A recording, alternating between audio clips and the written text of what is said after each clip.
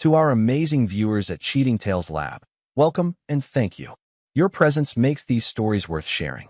We'd love to hear, which part of the world are you joining us from? Let us know. Now, let's dive into today's story. Chapter 1, Facades. The Grand Colonial Home in Fairfield County stood as a monument to success and stability. At 42, Gabriel Lynch had cultivated a meticulous image, respected security consultant, devoted husband, pillar of the community. His piercing blue eyes were his most notable feature, simultaneously inviting and unreadable. What few people knew, beyond the manicured lawns of this Connecticut suburb, was that Gabriel wore many faces. His consulting firm served as a perfect cover for his actual work, handler for an elite division of intelligence operatives. For 15 years, he had maintained this double life while building a seemingly perfect marriage with Audrey. "Gabe, can you come help with these groceries?" Audrey called from the kitchen, her voice carrying the slight southern lilt that had first caught his attention at a fundraiser 7 years ago. Gabriel crossed the polished hardwood floors, observing his wife as she unpacked groceries. Audrey Lynch, with her honey blonde hair and easy smile, had been the perfect partner, sophisticated, intelligent, and able to navigate their social circles with grace. At 38, she maintained the poise that had served her well in her former career as a public relations executive before opening her own boutique firm. "The Westons invited us for dinner Saturday," she said casually. "Timothy just got back from his business trip to Brussels." Gabriel nodded, mentally checking the date against his operational schedule. "Sounds good," he replied, noting how Audrey's eyes didn't quite meet his. It was a subtle tell he'd noticed more frequently over the past 3 months. Later that night, Gabriel's secure phone vibrated. The message from his agency director was terse. "Containment breach, Ghost Network. Meet 0600. He glanced at Audrey, sleeping, or pretending to sleep, beside him. The Ghost Network was his most sensitive operation, a web of deep-cover informants stretching across 3 continents. A breach meant someone had compromised their communication system. As dawn broke, Gabriel drove to an unmarked office building in New Haven. Inside, Brady Wilson, his supervisor, waited with Fiona Keller, the agency's counterintelligence specialist. Her presence confirmed his fears. They suspected an inside leak. 3 agents exposed in the last month, Brady said, sliding photos across the table. Prague, Ankara, and last night, Buenos Aires. Gabriel studied the images of the dead operatives, faces he knew well. People he had personally recruited and trained. "The breach isn't technical," Fiona stated flatly. "Someone with clearance is feeding information directly to a foreign handler. We've narrowed it down to 5 possibilities." Gabriel's blood ran cold when Audrey's file appeared on the screen. "Your wife's firm took on a new client 3 months ago," Fiona explained. "Swiss holding company, very private. They've been channeling unusual payments through her business." For anyone else, the revelation would have been devastating. For Gabriel, it merely confirmed suspicions that had been forming in the recesses of his mind. His marriage, like many of his relationships, had been constructed with precision. Audrey had been vetted, her background scrutinized before he ever asked her to dinner. Yet somehow, she had managed to deceive him. "We need you to proceed normally," Brady instructed. "Monitor, but don't confront. We're tracking her connections." Gabriel nodded, his face betraying nothing of the cold calculation already forming in his mind. In his world, betrayal wasn't met with divorce papers. It was answered with something far more permanent. That evening, Gabriel kissed Audrey on the cheek as she prepared for a client dinner. He watched her check her appearance one final time, applying her signature perfume, the same scent that had lingered in his car after someone had accessed his locked briefcase last month.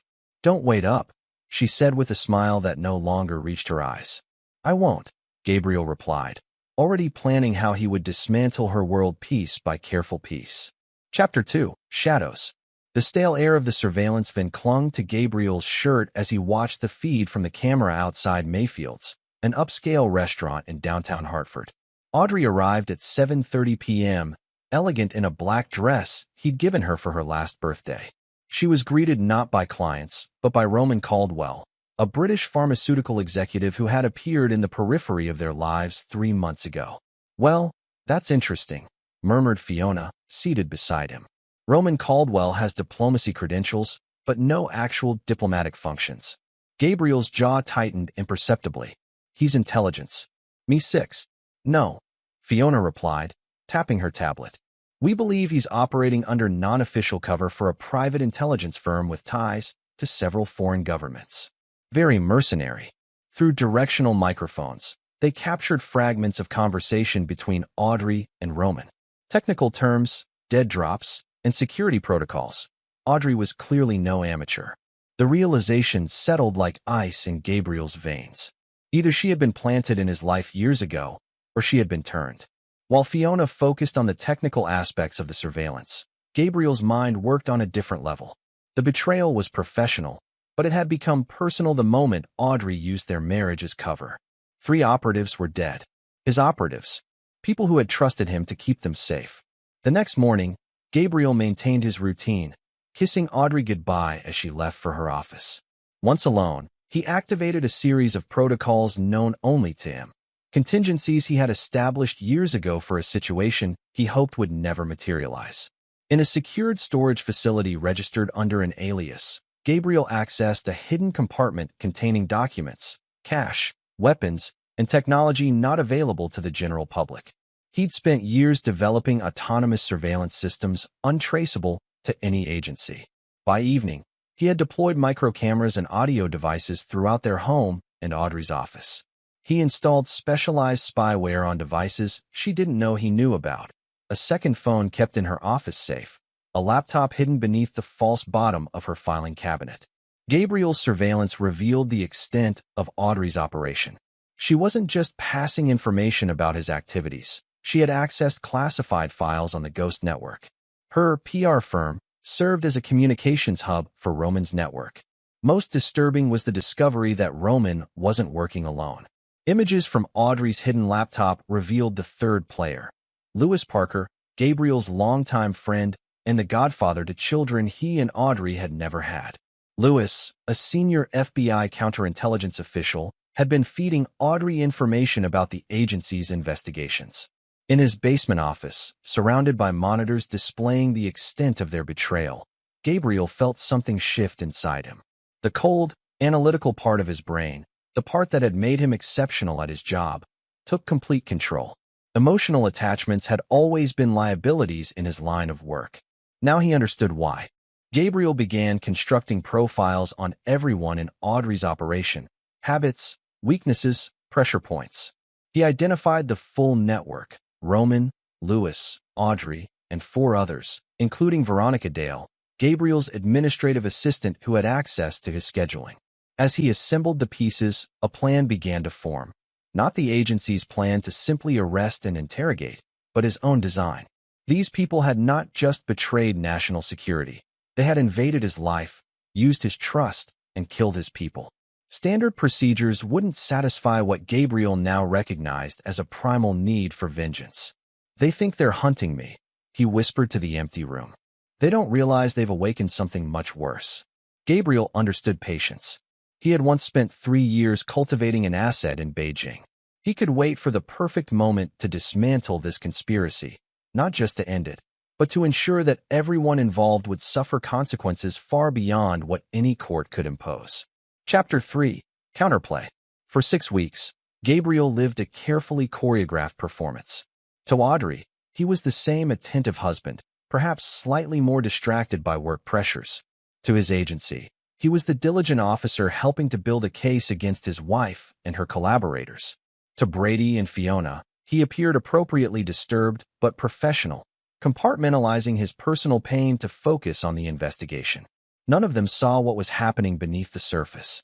Behind his placid exterior, Gabriel executed the first phase of his plan: isolation.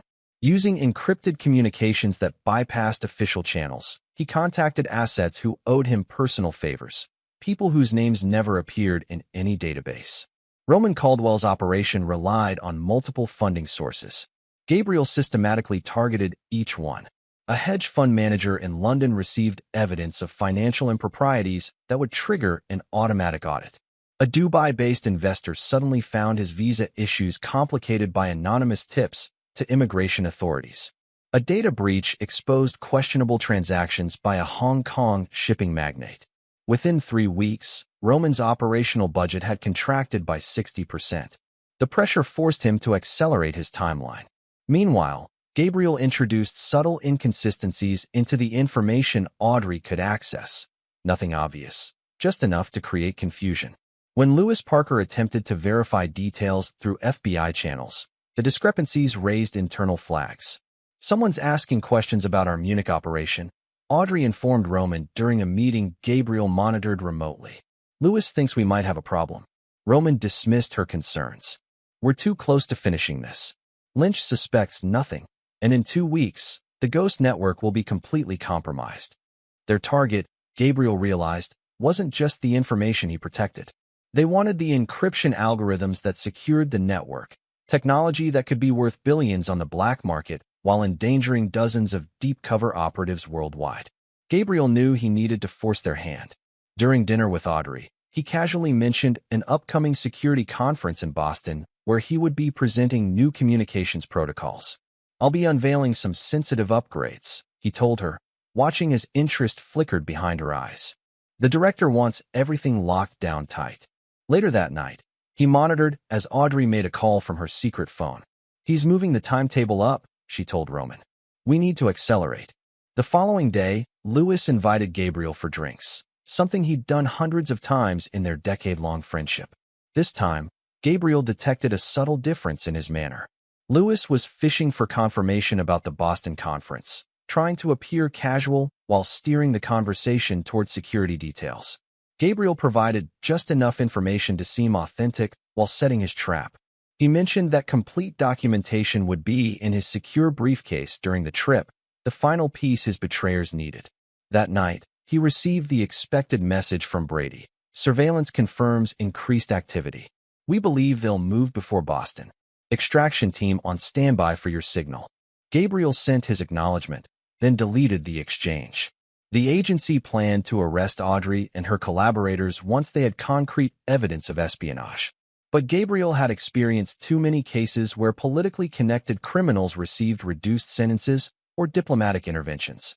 Lewis Parker's FBI position virtually guaranteed him special treatment. Justice, Gabriel had learned, was rarely served by the system. 3 days before the Boston conference, Gabriel identified unusual financial transfers between accounts linked to Roman's operation. They were positioning resources for either a major acquisition or an escape. Simultaneously, Audrey began moving personal items to a storage facility, preparing for a swift departure. In their bedroom, Audrey was meticulous about maintaining appearances, still hanging her clothes precisely, still placing her jewelry in the same organized pattern. But Gabriel noticed she had removed several sentimental pieces from her collection, items she would take if she never planned to return. On Wednesday night, Audrey prepared his favorite meal and opened an expensive bottle of wine. Her smile seemed almost genuine as she raised her glass. "To your success in Boston," she toasted. Gabriel clinked his glass against hers. "To getting what we deserve," he replied, watching her closely over the rim of his glass. Later, as they prepared for bed, Gabriel complained of a headache, expected from the sedative Audrey had slipped into his wine. He pretended to fall into a heavy sleep while actually neutralizing the drug with a preventative compound he had taken earlier. Through slitted eyes, he watched as Audrey carefully checked that he was unconscious, then slipped from the bed. She moved to his office, expertly picking the lock on his briefcase, a skill he had never known she possessed.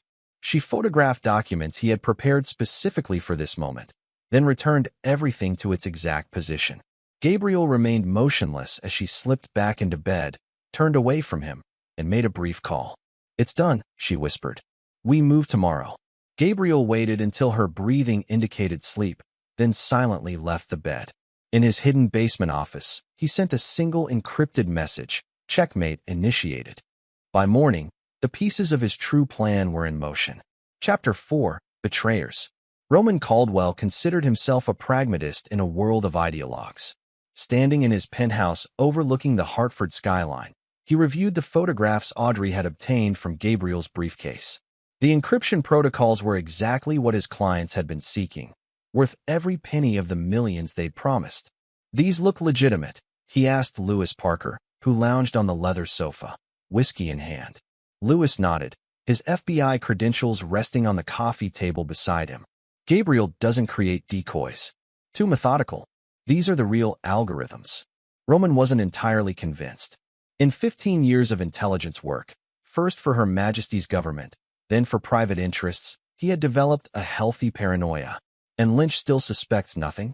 Audrey has him completely manipulated, Lewis replied. She says he took the sedative without hesitation. Roman studied the man who had become his most valuable American asset. Lewis had approached him 18 months ago, burned out by bureaucracy and tempted by the fortune Roman's employers offered. As assistant director for counterintelligence, Lewis had access to investigations that could threaten their operation and the ability to misdirect them. Speaking of Audrey, Roman said, is she still reliable? 7 years is a long time to maintain a cover marriage. Lewis swirled his whiskey. Audrey goes where the money is. Always has. Before I recruited her for this operation, she was planning to divorce Gabriel anyway. Said living with him was like living with a robot. Roman's phone chimed with a message from Veronica, Gabriel's assistant, confirming his departure for Boston that afternoon. Everything's proceeding as planned, he said.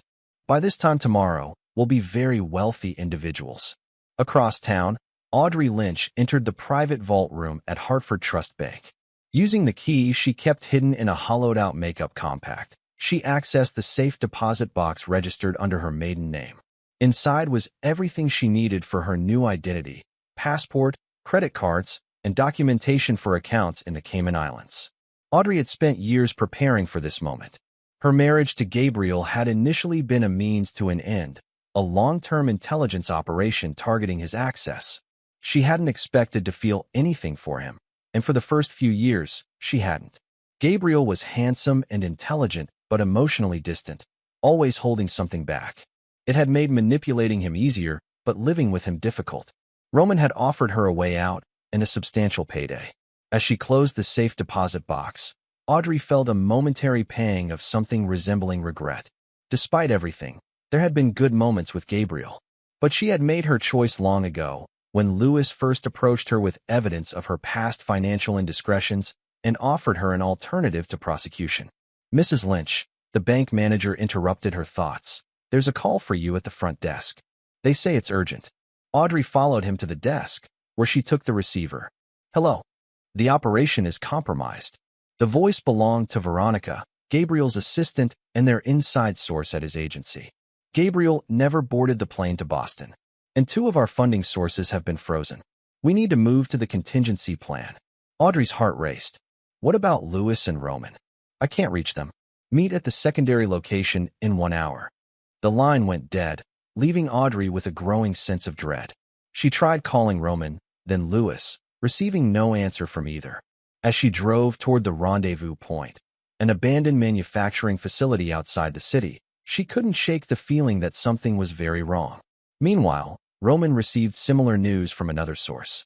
Standing on his penthouse balcony, he ended the call and turned to Lewis. We've got a problem.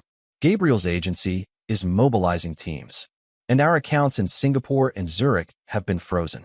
Lewis paled. How? The operation was airtight. Apparently not, Roman replied coldly. Collect what you need. We're moving to the contingency location. As they prepared to leave, the elevator to Roman's penthouse activated. Both men drew weapons instinctively. Are you expecting someone? Lewis whispered. Roman shook his head, moving silently toward the security monitor. The elevator camera showed an empty car ascending to their floor. When the doors opened, no one emerged. Instead, a small metallic sphere rolled into the apartment, releasing a dense white smoke. Lewis fired blindly into the cloud while Roman moved toward the emergency exit. Neither man made it more than 3 steps before the paralyzing agent took effect. As consciousness faded, Roman glimpsed a figure in a gas mask emerging from the smoke. The last thing he heard was a familiar voice. Hello, Roman. We have a lot to discuss. Across town, Audrey arrived at the rendezvous location, finding it deserted. She checked her watch. She was right on time. Where was Veronica? Her phone rang with an unknown number. Where are you? She demanded. Hello, Audrey. The voice froze her in place. Gabriel. I believe you're looking for Veronica. She's indisposed at the moment. Gabriel, I can explain. I'm sure you can, he replied, his tone conversational. You've always been excellent at explaining things. Like why you needed access to my briefcase. Or why you've been meeting with Roman Caldwell for the past 3 months. Audrey's training kicked in. Whatever you think is happening, you're wrong. I've been working an angle for the agency. Undercover. Ask Brady. Brady doesn't know. Gabriel interrupted. Few people do. That's the point of a ghost operation, isn't it? Complete deniability. A chill ran through Audrey as the implications settled in. How long have you known? Long enough. The question now isn't what I know, but what happens next. Audrey reached for the gun in her purse. I want to meet. Just us. I thought you might, Gabriel replied. There's a package in the trunk of your car with instructions. Follow them precisely if you want to see Roman and Lewis alive again. The line went dead. Audrey rushed to her car, finding a sealed envelope containing a burner phone, a Bluetooth earpiece, and a typed note. Drive north on Route 91. Put in the earpiece. Answer when I call. Come alone or they die first. Audrey's hand trembled as she started the car. In 7 years, she had never seen this side of Gabriel. She had always assumed his compartmentalized emotional state made him vulnerable. Now she realized it made him dangerous. As she merged onto the highway, the phone rang. I'm driving north as instructed, she said, trying to keep her voice steady. Good, Gabriel replied. Let's talk about what you really want, Audrey. It's not just the encryption algorithms, is it? Audrey weighed her options. Denial seemed pointless now. The algorithms are just the beginning. What we're really after is access to the entire Ghost network, all your deep cover operatives worldwide. And why would Roman's employers want that? Because your ghosts have been interfering with their business for years. Arms shipments intercepted. Terrorist financing disrupted. They're tired of it. Gabriel was silent for a moment. Take the next exit and follow the GPS coordinates being sent to the phone. 30 minutes later, Audrey arrived at an isolated cabin surrounded by dense forest. With the gun concealed in her jacket, she approached cautiously, finding the door unlocked. Inside, she discovered Roman and Lewis bound to chairs, conscious but disoriented. Gabriel sat calmly in an armchair across from them, no weapon visible. Welcome to the family reunion, he said, gesturing to an empty chair. Have a seat. We have so much to discuss. Chapter 5, Exposed. 7 years of marriage, Gabriel said conversationally. And I never knew you could pick a lock, Audrey. That's quite a skill for a PR executive. Audrey remained standing, her hand near the concealed weapon.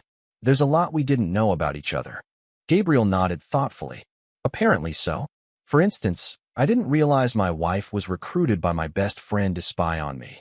He glanced at Lewis, who strained against his restraints. Or that my trusted FBI counterpart was selling access to the highest bidder. Gabriel, Lewis began. This isn't what it looks like. Gabriel interrupted. It's exactly what it looks like. Treason wrapped in betrayal, packaged with a personal touch. He turned his attention back to Audrey. The gun in your jacket won't help. Please sit. Audrey slowly took the seat, calculating her options. Gabriel seemed different, his usual controlled demeanor replaced by something more unpredictable. What do you want? Roman finally spoke, his British accent more pronounced under stress. Gabriel smiled without warmth. Interesting question from the man who's been trying to dismantle my operation. But fair enough. He stood and walked to a laptop on a nearby table.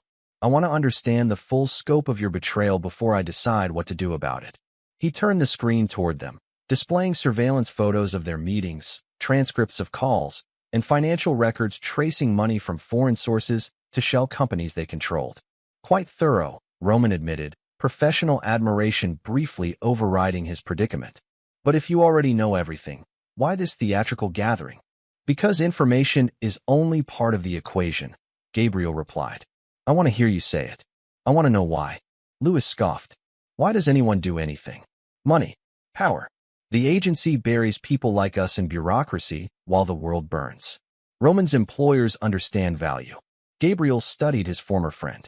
And the operatives who died because of your leaks? Were they acceptable collateral damage? For the first time, Audrey looked confused. What operatives? 3 agents from my network were captured and executed in the past month, Gabriel said quietly. Prague, Ankara, Buenos Aires. People I recruited. People I promised to protect. Audrey turned to Roman, who avoided her gaze. You said no one would get hurt. That was our agreement. Roman shrugged as much as his restraints allowed. Business necessities. Their identities were leveraged to establish our credibility. Gabriel observed the dynamic with interest. You didn't know, Audrey? Your partners sacrificed lives to advance their timeline. Don't act self-righteous, Roman interjected. Your precious agency has sacrificed plenty of lives when convenient. We're all playing the same game. Gabriel's expression hardened. No, we're not. And that's a distinction you'll soon appreciate. He pressed a button on the laptop, and screens embedded in the walls activated, displaying video feeds of various locations. Roman's penthouse being searched by federal agents. The offices of Audrey's PR firm surrounded by FBI vehicles. Lewis's home as his wife was escorted out by authorities. What have you done?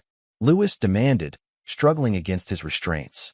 I've simply shared some of our information with official channels, Gabriel explained. Your homes, offices, and known associates are being investigated as we speak. Your assets are frozen. Your contacts are being arrested across 3 continents. Roman maintained his composure. Impressive theater, but we all know how this ends. I have diplomatic protection. Lewis has FBI connections who'll intervene. Even your wife will likely cut a deal. We'll face some inconvenience, perhaps a few years of minimum security confinement, then quietly resume our lives. Gabriel leaned forward. That's where you're wrong. You see, the evidence being collected isn't going to law enforcement. It's going to people with more direct methods of handling betrayal. He pulled out a phone and played a recording of Roman discussing the deaths of the 3 operatives, followed by details of weapons shipments his employers had facilitated to terrorist groups in Africa and Southeast Asia. Copies of this are being delivered to every intelligence agency and criminal organization your operation has crossed, Gabriel explained.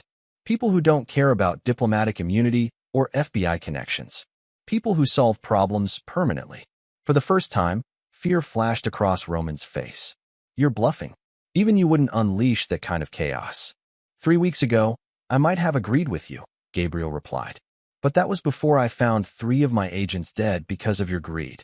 The cabin fell silent as the implications settled over them. Audrey was the first to speak. What about me? She asked quietly. Am I included in this distribution list of yours? Gabriel studied his wife, the woman who had shared his bed while plotting his professional destruction. That depends on what happens next. He stood and moved to a cabinet, retrieving 3 folders, which he placed on the table.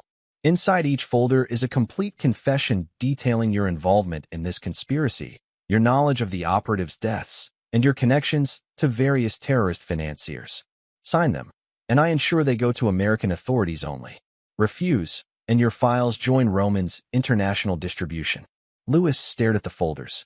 You expect us to confess to crimes we haven't even been charged with? No lawyer would advise that. I'm not offering legal advice, Gabriel replied. I'm offering a choice between American federal prison and something far worse. Roman's employers don't tolerate loose ends, especially ones that can testify against them. Roman's composure finally cracked. You sanctimonious bastard. You think this protects you? There are others who'll finish what we started. Gabriel nodded thoughtfully. Perhaps, but they'll have to do it without you. He checked his watch. You have 5 minutes to decide. After that, I make the call, and certain interested parties in Moscow, Beijing, and Riyadh learn exactly how you've been manipulating their operations. The room fell silent save for the ticking of an old clock on the mantelpiece. Audrey stared at the folder in front of her, then at Gabriel. Was any of it real? She asked quietly. Us. Something flickered in Gabriel's eyes, a brief glimpse of the man she had married. Then it vanished, replaced by cold determination. You tell me, he replied. Was any of it real for you? Audrey held his gaze for a long moment before looking away. Without another word, she opened her folder and signed the confession. Lewis followed reluctantly, muttering about coercion and legal challenges. Roman held out the longest, his calculating mind clearly searching for alternatives before finally acknowledging defeat. As Gabriel collected the signed documents, the cabin's door opened. Fiona Keller entered with 2 federal agents, their expressions grim. Right on time, Gabriel said, handing her the confessions. They've admitted to everything. Fiona nodded to the agents, who moved to secure the prisoners. The evidence teams have already found corroborating documentation at all 3 residences. She glanced at Lewis with particular disgust. Director Peterson wants to personally oversee his former colleagues' processing. As they were led away, Audrey paused beside Gabriel. This isn't over. You know that, right? Gabriel met her gaze steadily. For you it is. After they departed, Fiona turned to Gabriel. The agency wants you back at headquarters for debriefing. Gabriel shook his head. Not yet. There's still one loose end to address. Fiona studied him carefully. Official channels only from here, Gabriel. The director was clear. Of course, he replied with a thin smile. Just some personal matters to settle first. Once alone, Gabriel returned to the laptop, accessing a secure channel that wouldn't appear in any agency logs. The face that appeared on screen belonged to a man known in certain circles only as the contractor. The packages are ready for delivery, Gabriel informed him. Proceed as discussed. The man nodded once before the connection terminated. Gabriel closed the laptop and gazed out the window at the darkening forest. His agency would get their confessions and convictions. Justice would be served through official channels. But for the three operatives whose bodies had been returned in diplomatic pouches, for the years of lies in his own home, for the subversion of everything he had worked to protect, for that, Gabriel had arranged a different kind of reckoning. He poured himself a whiskey and waited for night to fall. Chapter 6. Consequences. 3 weeks after the arrests, Gabriel sat in the director's office at agency headquarters, listening as Peterson described the fallout from what was now being called the Caldwell conspiracy. Lewis Parker is cooperating fully, Peterson explained. His testimony has already led to the identification of 12 foreign assets embedded in various agencies. Gabriel nodded, maintaining the professional demeanor expected of him. And Roman? Peterson's expression darkened. Caldwell is proving more resistant. His diplomatic connections have secured him certain privileges during detention. Not surprising, Gabriel commented. And Audrey, your wife, Peterson said carefully, has requested a meeting with you. Her attorney believes she can offer additional information in exchange for considerations at sentencing. Gabriel kept his face neutral. I'll take it under advisement. After the briefing, Fiona walked with Gabriel toward the parking garage. Are you actually considering meeting with her? She asked once they were alone. I haven't decided, Gabriel replied, though they both knew it was a lie. The psychological evaluation team is concerned about your state of mind, Fiona said bluntly. They've recommended extended leave. Gabriel smiled faintly. And what do you recommend? Fiona studied him before answering. I think you've compartmentalized this situation like you do everything else. I think you're functioning perfectly well professionally, and I think that terrifies them. But not you. I've worked with you long enough to understand that your emotional control isn't a deficiency, it's a tool. She paused at the garage entrance. Just be careful that tool doesn't become a weapon you can't put down. That evening, Gabriel drove to the federal detention center where Audrey awaited trial. In the sterile visitation room, she looked smaller somehow, the confident woman he had married diminished by prison garb and the weight of her circumstances. Thank you for coming, she said as he took the seat across from her. My lawyer said you've refused previous requests. I've been busy, Gabriel replied. Cleaning up the aftermath tends to be time-consuming. Audrey folded her hands on the table. I have information, names, contacts, operational details that weren't in my confession. And in exchange, you want what? A reduced sentence? Witness protection. I want to explain, she said quietly. Not to justify what I did, but so you understand how it happened. Gabriel studied her face, searching for the manipulation he had come to expect. Instead, he found something that looked remarkably like genuine regret. I'm listening, he said finally. Audrey took a deep breath. I was facing federal charges for financial improprieties at my previous firm before we met. Lewis approached me with an offer. Work with him to gather intelligence on certain targets, and the charges would disappear. She met his gaze. You weren't the original target. That came later, after we were already married. And you never considered coming to me? Gabriel asked, his voice carefully controlled. By then, I was already compromised. Lewis had evidence of my initial cooperation. She looked down at her hands. And yes, part of it was the money. Roman promised enough to disappear permanently, start fresh. With him? Gabriel asked, the question surprising them both. Audrey shook her head. No, Roman was business only. She hesitated. I had planned to go alone. Despite everything, I couldn't bring myself to. She trailed off. To what? To watch what they planned to do to you once they had what they needed, she finished quietly. Gabriel absorbed this information, filing it away with everything else he had learned about the woman he had shared his life with. The operatives who died, he said finally. Did you know about them beforehand? No. Audrey answered immediately. That was Roman's decision. When I found out, I threatened to walk away. He convinced me it was too late, that we were all implicated. Gabriel nodded slightly. It aligned with what he had observed during the confrontation at the cabin. Your confession mentioned a Swiss account number that wasn't in our records, he said, changing direction. Why include it? Audrey met his gaze directly. Because it contains evidence against people even Roman was afraid of. Information I compiled as insurance. The access codes are in a safety deposit box under my mother's maiden name at First Colonial Bank in Richmond. Gabriel considered her carefully. Why give this to me now? Because 3 people are dead because of an operation I was part of, she replied. Whatever my reasons, whatever sentence I serve, that doesn't balance the scale. For a moment, Gabriel glimpsed the woman he thought he had married, principled despite her flaws, capable of genuine remorse. It changed nothing about what she had done, but it complicated the narrative he had constructed. I'll look into it, he said finally, standing to leave. Gabriel, Audrey called as he reached the door. There's something else you should know. About Roman's employers. Gabriel turned back. They call themselves the Deadless Group, she continued. And they've already sent someone to replace Roman. A woman named Eleanor Vance. She arrived in Washington last week. Gabriel's expression revealed nothing, but internally, he filed this information alongside the other pieces of the puzzle he was assembling. Goodbye, Audrey, he said, knowing it would likely be the last time they spoke. Outside the detention center, Gabriel sat in his car, processing the conversation. The information about the Swiss account and Eleanor Vance could prove valuable, but it wasn't why he had finally agreed to meet with Audrey. He had needed to look into her eyes one last time, to be certain of his course. The regret he had seen there was genuine, he believed. But so was the calculation. Even now, she was positioning herself, leveraging what information she had left for whatever advantage it might yield. His phone chimed with a message from an encrypted channel, package delivered in London. Proceeding to Dubai and Hong Kong per instructions. Gabriel deleted the message.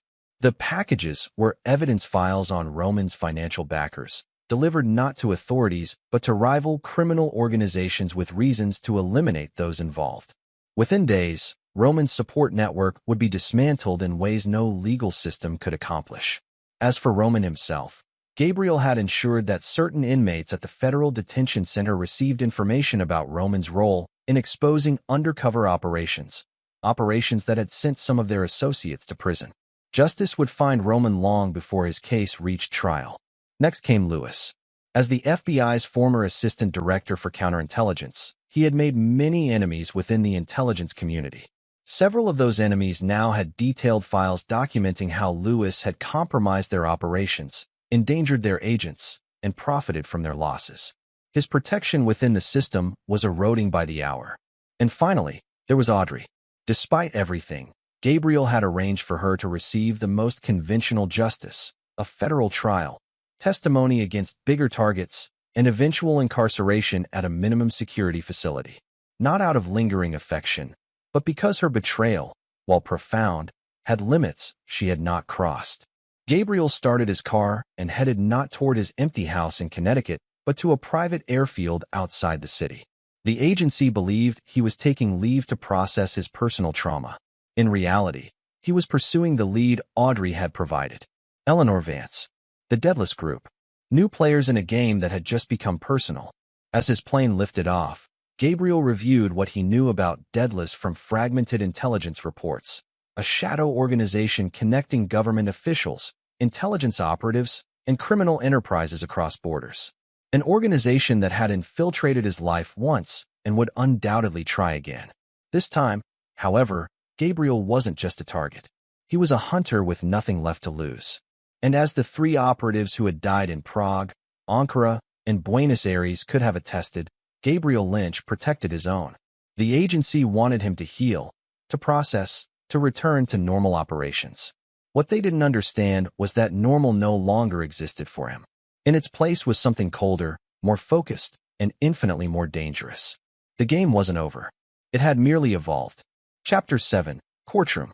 My ex-wife filed a restraining order, Gabriel stated calmly to his attorney as they prepared for the hearing. 6 months had passed since the arrests. Months Gabriel had spent systematically dismantling the Deadless Group's operations across 3 continents. Eleanor Vance had proven elusive but not invisible. Using Audrey's Swiss account information, Gabriel had traced financial connections to diplomatic and intelligence circles in 12 countries. One by one, he had exposed compromised officials, leaked evidence of criminal activities to rival organizations, and created chaos within Deadless's carefully structured network. Now he was back in Connecticut, responding to Audrey's latest maneuver, a restraining order filed from federal prison, claiming she feared for her life upon eventual release. "This is a tactical move," explained Marjorie Walsh, Gabriel's attorney. "She's positioning for her sentencing hearing next month. A restraining order supports her claim that she acted under duress from you throughout the conspiracy." Gabriel nodded. She always was good at creating narratives. The courtroom was mostly empty when they entered. A minor hearing in what the public believed was simply a divorce proceeding between a security consultant and his unfaithful wife. Only a handful of people knew the classified details of the Caldwell conspiracy. Judge Walter Friedman entered, a stern man with a reputation for by-the-book proceedings. After preliminary instructions, Audrey's attorney presented their case, painting Gabriel as a controlling, potentially violent husband who had manipulated his vulnerable client into criminal behavior. "He's a violent monster." Audrey sobbed dramatically when called to testify. "I lived in fear every day. The things he made me do, the people he threatened." She broke down, her performance impressive even to Gabriel, who had seen her genuine emotions enough to recognize the difference. Her attorney presented evidence of Gabriel's supposedly violent tendencies. Carefully edited emails, statements from friends who had observed his controlling behavior, and psychological evaluations suggesting his compartmentalized emotional state indicated potential sociopathic tendencies. When Gabriel's turn came, his attorney began a methodical dismantling of Audrey's claims. Former colleagues testified to his professional conduct. Friends described his measured temperament. Finally, Gabriel himself took the stand, his demeanor calm and collected, which Audrey's attorney immediately tried to use against him. "Mr. Lynch, your wife has described living in terror of your unpredictable anger, yet you sit here, showing no emotion whatsoever. Doesn't that support her characterization of your abnormal emotional control?" Gabriel met the attorney's gaze steadily. "I believe in facts, counselor. Emotional displays don't serve the truth." "And what is the truth, Mr. Lynch?" "That your wife betrayed you, so you systematically destroyed her life." Objection. Gabriel's attorney interjected. Argumentative. Sustained. Judge Friedman ruled. "Counsel, confine yourself to questions relevant to the restraining order." Audrey's attorney shifted tactics. "Mr. Lynch, isn't it true that you personally orchestrated the investigation that led to your wife's arrest?" "I reported suspicious activities to appropriate authorities, as any citizen should," Gabriel replied evenly. "And isn't it also true that since her incarceration, 3 people connected to her case have died under mysterious circumstances?" Gabriel's attorney objected again, but Gabriel raised his hand slightly. "I'd like to answer that, Your Honor." Judge Friedman nodded cautiously. Roman Caldwell was killed in a prison altercation by inmates with connections to operations he compromised. Lewis Parker apparently committed suicide while awaiting trial, though his death remains under investigation. And Viktor Zubov, a financial backer of their operation, died in what Dubai authorities ruled a boating accident. Gabriel's voice remained perfectly measured. "I was not present for any of these events, nor did I have any direct involvement in them."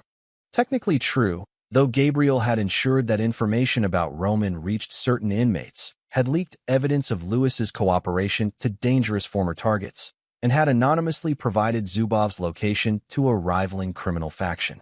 The attorney pressed on. "Quite a coincidence that everyone who betrayed you is met with tragedy. Doesn't that pattern support my client's fear for her safety?" "I said nothing," Gabriel replied, his voice finally showing a hint of emotion. "When my wife betrayed not just me, but national security, I pursued justice through proper channels. The consequences others faced came from their own actions and enemies they made long before I entered the picture." The questioning continued for another hour before Judge Friedman called a recess. As court officers escorted Audrey back toward the holding area, she passed close enough to Gabriel to whisper, "You think you've won, but you have no idea what's coming." When court reconvened, Gabriel's attorney presented their final evidence, a sealed envelope delivered to the judge. "Your Honor, this contains classified information cleared for your review by federal authorities. It documents the full extent of Mrs. Lynch's involvement in an espionage conspiracy and demonstrates that her current claims are part of a documented pattern of manipulation." The judge's face turned pale as he reviewed the contents. The envelope contained not just the official case files, but additional evidence Gabriel had gathered independently. Recordings of Audrey discussing the restraining order strategy with another inmate, planning to leverage it for sentencing considerations. "Bailiff, arrest this woman immediately," Judge Friedman thundered, clearly disturbed by what he had read. "The court finds these restraining order claims not only baseless, but fraudulent, constituting perjury and contempt of court." Audrey's composed facade crumbled as she realized her miscalculation. "You don't understand," she protested as the bailiff approached. "He's not who you think he is." "Ma'am, do you have any idea who your ex-husband really is?" the judge asked sternly, referencing the decorated service record included in the classified file. "The federal agents outside want to know where you hid the documentation related to your overseas accounts and remaining conspirators." As Audrey was led away, her eyes locked with Gabriel's. In that moment, she finally understood. The man she had betrayed had been methodically orchestrating not just legal justice, but a comprehensive destruction of everyone involved in the conspiracy. Outside the courthouse, Fiona Keller waited beside a black SUV. "That's the last loose end from the original case," she said as Gabriel approached. "The director will be relieved." Gabriel nodded, scanning the perimeter out of habit. "And Eleanor Vance?" "Still in wind," Fiona replied. "But her operation is crippled. The intelligence you've provided has led to arrests in 6 countries." What neither of them said aloud was that much of that intelligence had been obtained through methods the agency would never officially sanction, methods that left no evidence connecting Gabriel to them. "The director has authorized your return to active status," Fiona continued. "There's a situation developing in Malaysia that requires your expertise." Gabriel considered the offer. His personal vendetta had consumed him for months, but with Audrey's final play neutralized, perhaps it was time to return to the work that had defined his life before the betrayal. "I'll need a few days to settle some personal matters," he replied. Fiona nodded, understanding the subtext. "Of course. Just be sure those matters don't appear in any official reports." As the SUV pulled away, Gabriel's secure phone vibrated with an encrypted message, "Target located. Zurich. Awaiting instructions." Eleanor Vance had finally surfaced.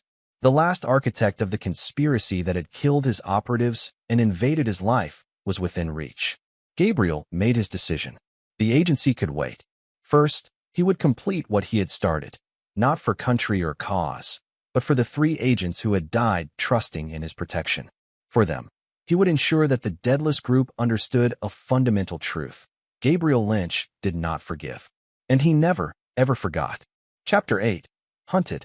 The Bauer Olac Hotel in Zurich catered to the world's elite, promising both luxury and discretion. In the presidential suite, Eleanor Vance reviewed the latest intelligence on what remained of the Deadless Group's operation. At 45, she had navigated the shadows between government intelligence and private enterprise for over 2 decades, accumulating power, wealth, and dangerous secrets. What she hadn't anticipated was Gabriel Lynch. "Our asset in Washington confirms Lynch has gone off-grid," reported Carl Weber, her head of security. "Agency records show him on approved leave, but no electronic trace of his movements in the past 72 hours. Eleanor closed the laptop, displaying the decimated remnants of her network. "He's coming for me." It wasn't a question. Since the collapse of Roman's operation, Lynch had systematically targeted every level of Deadless, from financial backers to field operatives. Not through direct action. He was too skilled for that, but through a devastating campaign of information warfare, turning enemies against each other, exposing vulnerabilities to precisely the wrong people. "We've tripled security and restricted all access to this floor," Carl assured her. "The helicopter remains on standby for immediate evacuation." Eleanor nodded absently, her mind already calculating contingencies. Lynch had proven more dangerous than anyone anticipated. Roman and Lewis had described him as brilliant but predictable, bound by agency protocols and moral constraints. The man who had dismantled her organization over the past 6 months observed no such limitations. "What do we know about his methodology?" she asked. Carl consulted his tablet. He never confronts targets directly. Instead, he manipulates circumstances to make them vulnerable to existing threats. Roman was killed by inmates with connections to operations he compromised. Lewis Parker apparently committed suicide after evidence of his cooperation was leaked to former targets. "Not suicide," Eleanor corrected. "Lynch made it look that way." "Possibly," Carl acknowledged.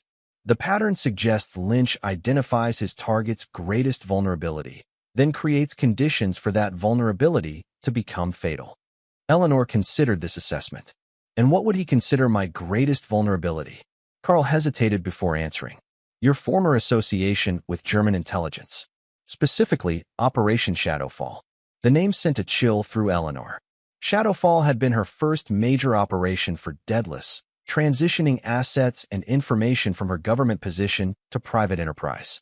It had also involved eliminating 3 fellow agents who threatened to expose her. The deaths had been ruled accidents, but certain people in Berlin still harbored suspicions. "Increase security and prepare the contingency protocols," she instructed. "We moved to the secondary location at dawn." As Carl departed, Eleanor poured herself a drink and moved to the window overlooking Lake Zurich. The night lights reflected off the water's surface, creating an illusion of serenity that contrasted sharply with her growing unease. Lynch had proven himself not just an adversary but a force of nature, methodical, patient, and seemingly omniscient. Every defense she had erected, he had circumvented. Every ally she had called upon, he had neutralized. For the first time in decades, Eleanor Vance felt genuine fear. 15 kilometers away, in a modest apartment rented under an alias, Gabriel prepared for the endgame of his personal crusade. The walls displayed photos, documents, and connection maps detailing Eleanor Vance's operation, her security personnel, her movements over the past decade. Most importantly, they documented Operation Shadowfall, the information he had extracted from files in the Swiss account Audrey had revealed, the operation that would prove to be Eleanor's undoing. Gabriel's phone rang with a secured connection. "The Berlin package was delivered," reported the contractor. "Recipients were appropriately disturbed by its contents." "And our mutual friend in Swiss banking?" He confirmed Vance accessed her emergency accounts this morning. "She's preparing to move." Gabriel nodded to himself. "Maintain surveillance. Report any departure preparations." After ending the call, Gabriel returned to his preparations. The Berlin package contained evidence of Eleanor's involvement in the deaths of 3 German intelligence agents 15 years earlier. Evidence delivered not to authorities, but to the victims' former colleagues who had long suspected foul play. Meanwhile, across Zurich, 3 black vehicles pulled up outside the Bauer Lac. The men who emerged wore no uniforms or identification, but their purposeful movement and coordinated approach suggested professional training. In the hotel's security center, Carl noticed the arrivals on the monitors. Possible hostiles approaching the main entrance. He reported to Eleanor via secure comm. "Identification," she demanded, already moving toward her packed go-bag. "Negative, but they match the profile of German federal police. Facial recognition is running." Eleanor felt the trap closing. "Activate evacuation protocol. Meet me at the service elevator." As she gathered essential items, her secure phone chimed with an incoming message. The sender was unknown, but the content froze her in place. A single image of her meeting with the 3 German agents before their deaths, followed by text in German. "Justice remembers." In that moment, Eleanor understood. Lynch hadn't come for her personally. He had simply ensured that her past would. When Carl arrived at her suite, Eleanor was already changing plans. "The service exit is compromised. We need an alternative route." "The northeast fire escape leads to the parking garage," Carl suggested. "We have a vehicle positioned there." They moved swiftly through the hotel's service corridors, Carl taking point while Eleanor followed, her mind racing to identify how Lynch had outmaneuvered her so completely. The answer came as they reached the garage level. Standing beside their escape vehicle was a man Eleanor recognized from intelligence briefings. Not Gabriel Lynch, but Howard Barnes, Lynch's former mentor and current director of special operations. Ms. Vance, Barnes greeted her calmly. I believe we have matters to discuss regarding certain compromised operations. Eleanor assessed the situation instantly. This wasn't Lynch's endgame. It was the beginning of an official operation. The private vendetta had seamlessly transitioned into government action. Director Barnes, she replied, maintaining her composure. I assume you have proper jurisdiction for this conversation? Joint task force with our German colleagues, Barnes explained. They're particularly interested in discussing Operation Shadowfall with you. As if on cue, the elevator behind them opened to reveal the men who had entered the hotel, indeed German federal agents, now accompanied by Swiss authorities. Karl reached for his weapon, but Eleanor stopped him with a slight gesture. That would only accelerate the inevitable, she said quietly. As the agents approached, Eleanor's phone received one final message. Ghost Network sends regards. Miles away, Gabriel watched the operation unfold through encrypted feeds. Barnes had been skeptical when first approached with the Shadowfall evidence, but the documentation had proven irrefutable. More importantly, it had opened doors to international cooperation in dismantling what remained of Daedalus. Gabriel's personal vendetta had evolved into something larger, a sanctioned operation to eliminate a threat not just to him, but to multiple intelligence agencies. As he observed Eleanor Vance being escorted to a secure vehicle, Gabriel felt not satisfaction but a quiet sense of completion. The operatives who had died in Prague, Ankara, and Buenos Aires had been avenged. The organization that had invaded his life had been dismantled. The betrayers had faced consequences far beyond what any court could impose. Yet beneath that resolution lay something hollow, the recognition that vengeance, however complete, offered no true restoration. The life he had believed in, the marriage he had invested in, the trust he had extended, none could be recovered.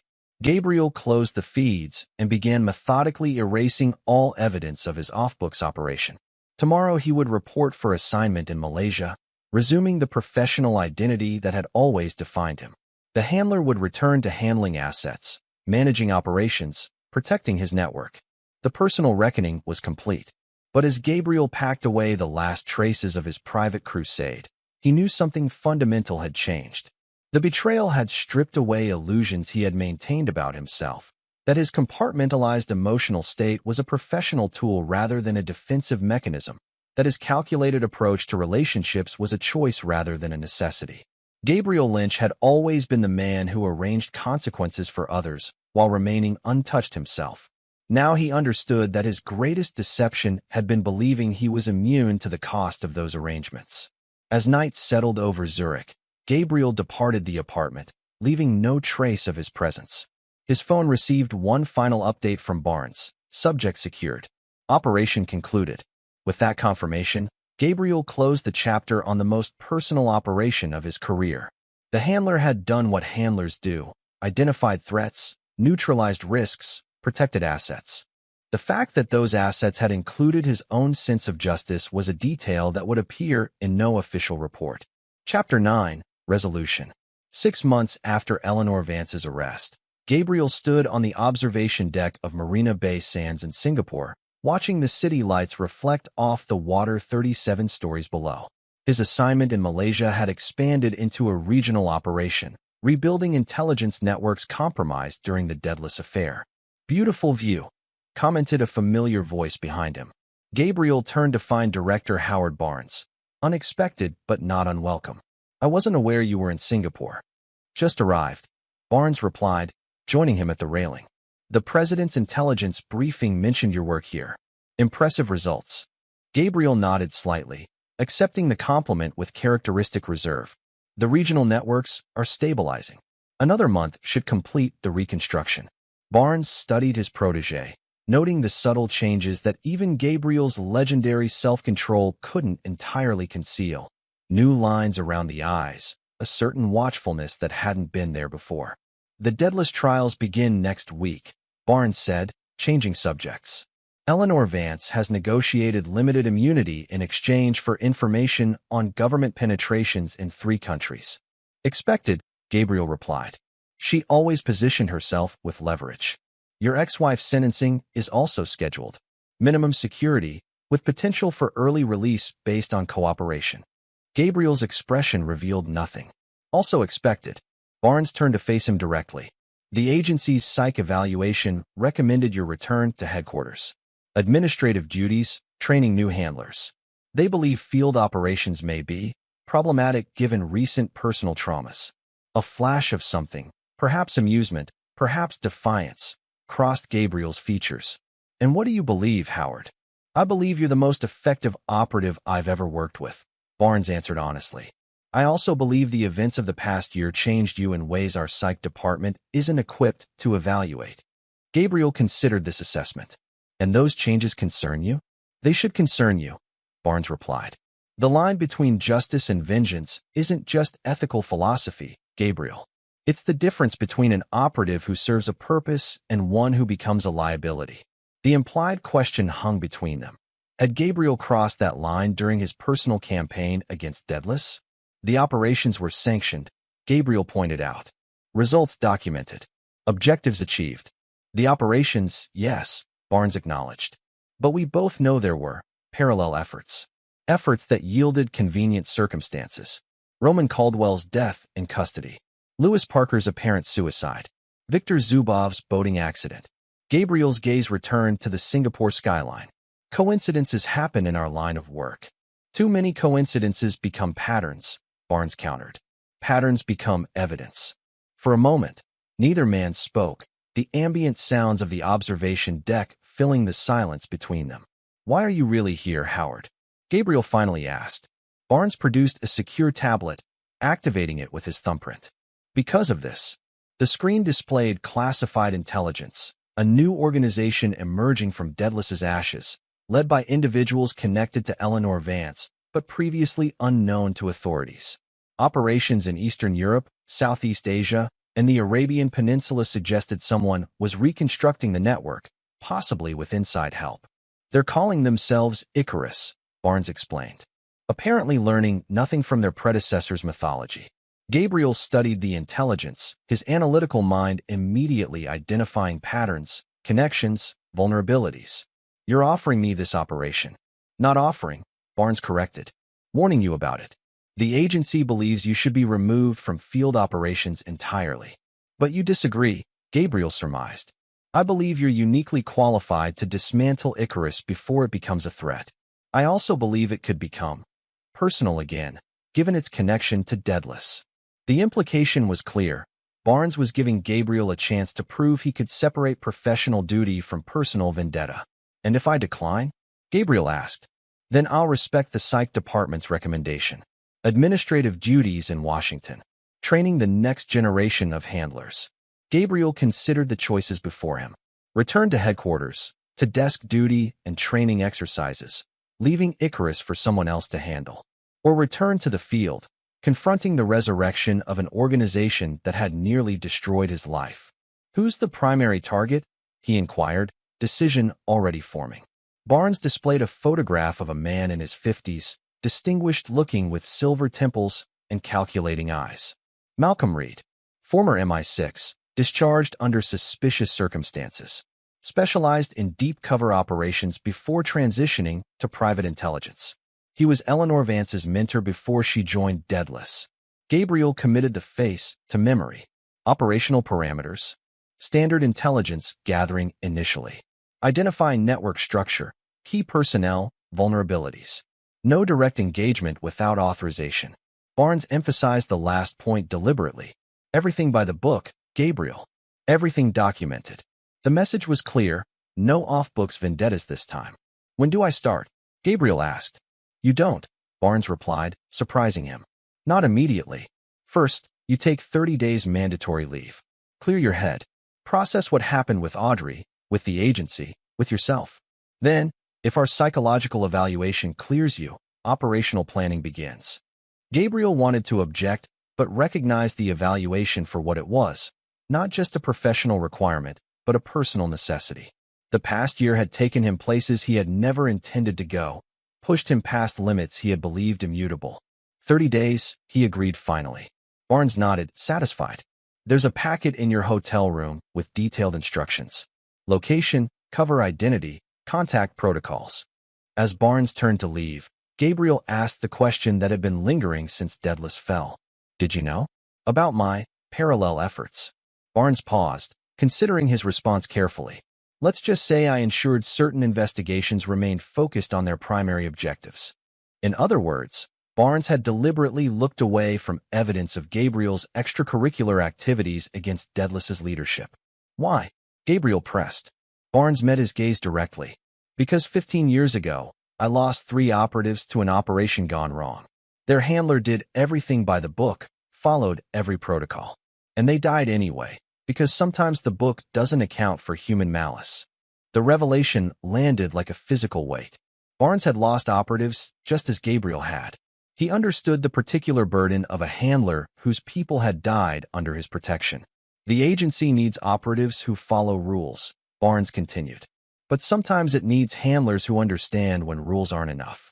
The trick is knowing the difference. With that, he departed, leaving Gabriel alone with the Singapore skyline and the weight of decisions made and yet to come. 3 days later, Gabriel arrived at a remote property in northern Maine, a cabin on a lake, isolated enough for solitude but connected enough for security. The vacation package Barnes had arranged included everything needed for 30 days of decompression, supplies, secure communications if needed, and a comprehensive file on Malcolm Reed and the emerging Icarus network. On his first evening, Gabriel stood on the dock watching the sunset paint the lake in fiery colors.